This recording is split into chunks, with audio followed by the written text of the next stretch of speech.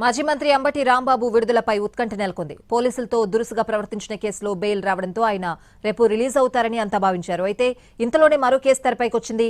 2023లో సత్తెనపల్లిలో నమోదైన కేసులో PT warrant దాఖలు చేశారు పోలీసులు.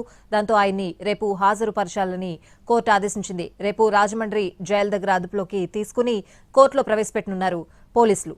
2023లో సత్తెనపల్లిలో సంక్రాంతి సంబరాల్లో లాటరీ పేరుతో అంబటి కోట్ల రూపాయల అవినీతికి పాల్పడ్డారని జనసేన జిల్లా అధ్యక్షుడు గాదే వెంకటేశ్వరరావు ఆరోపించారు.